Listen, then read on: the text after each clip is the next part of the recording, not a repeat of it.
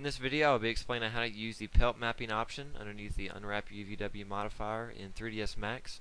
So Pelt Mapping is just an easier and quicker way to unwrap our models, and in fact it actually does exactly what the name says. It cuts the geometry according to seams and flattens out the geometry as if I'm like skinning an animal, hence the word Pelt Mapping. So it flattens out the geometry according to seams as if I'm splitting this geometry off of what a base piece of mesh would be. So Pelt Mapping is just an easier and quicker way to UV map, and that's what we're going to show you here. Whenever I'm done modeling, the easiest way to start this is to select all of my objects at once and apply my Unwrap UVW modifier to all of them. This way that allows me to go ahead and unwrap them individually, but then I can select them in the end and apply all my UVs into one UV set all at once. So I suggest go ahead and doing that. So now I can come in here and select one object, and I always suggest unwrapping one object at a time. It's just easier that way, less you have to worry about at one particular time. So as default, it'll apply basic mapping parameters to the geometry, and this is this green line here. What I want to do is make sure that's turned off. So under the parameters, under the Unwrap UVW modifier, I want to turn off Show Map Seam. I want to keep Show Seam on because I need to create seams here for my Pelt Mapping to be able to work.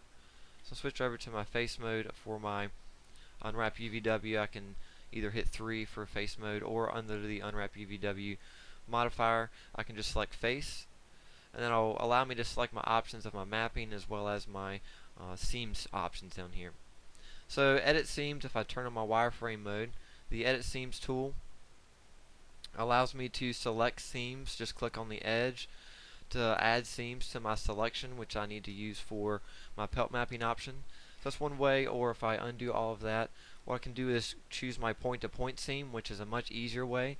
The point-to-point seam works based off of vertices, so if I select a vertex and move over to another vertex, it will go ahead and select those edges in between those. As you notice, it will go ahead and select over multiple vertices. So I don't have to select individual vertices. I can move along my object and it will create the edges in between those vertices that I've selected. It finds the quickest path towards that. So if I go at a diagonal down here, it'll find the quickest path to that. So basically what I need to do before I use Pelt Mapping is set up seams so the Pelt Mapping has areas to stretch out and flatten out my 3D model into 2D space. So you need to decide what kind of seams you're going to use for your model. I've already decided this, so I'll show you quickly. Each individual model will be different, so it's just a matter of figuring out where you want your seams to be. So basically I have two different major forms here. I have my bottom part to my toilet base, then I have the kind of seat area that the actual seats sit on. So what I want to do is break apart these two pieces. So with my point-to-point seam tool, I'm going to come in here and I just want to create a loop all the way around. And as you see, I don't have to click on each individual vertex, but I can come in here and I can even move all the way around to this side.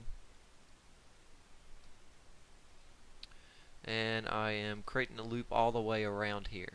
Basically, I'm going to break this piece off that's down here away from the top piece. So in the second piece, I just want to pelt map the bottom part, and the rest of the steps is really repetition here of creating seams and then using the pelt tool.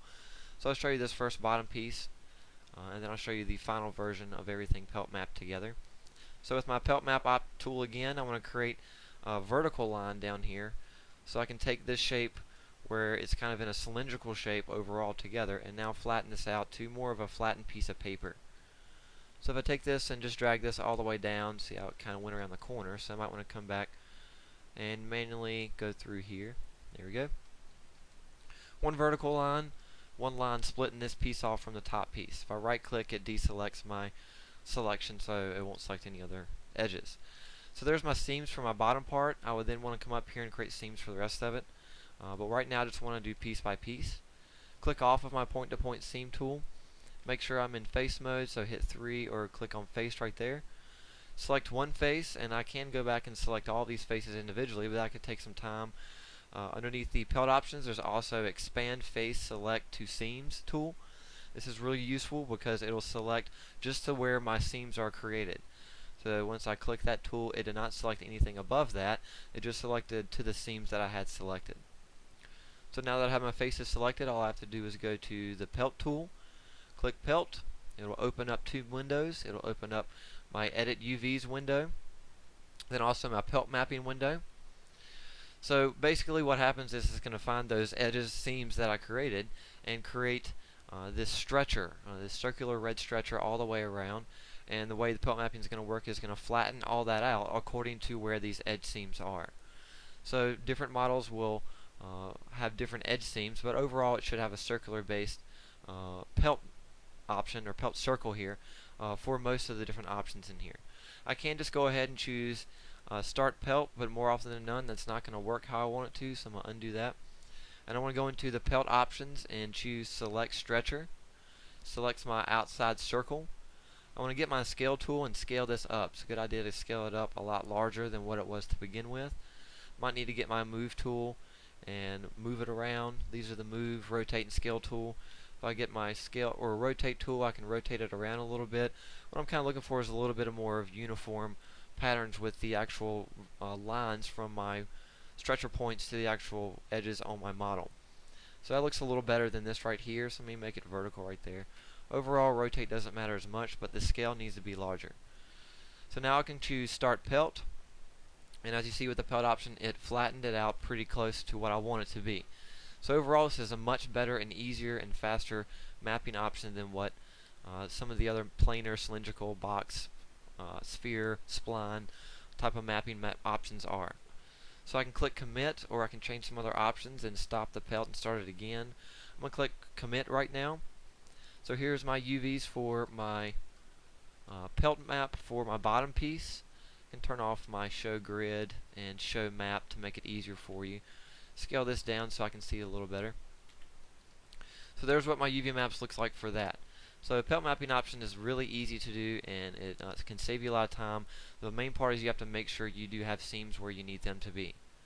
So I'll open up my final version here and show you what the UV map looks like for when pelt mapping for this entire object. So if I select all of these, they all have a UV map created for it. I can go to Edit, and here's my UVs already laid out. Here's my base piece. It looks very similar to the shape that I had a minute ago. The rest of it, all I've done, no matter what type of shape it is, I would always suggest starting with pelt mapping, and then you can see if that works, edit the seams if they need to be done.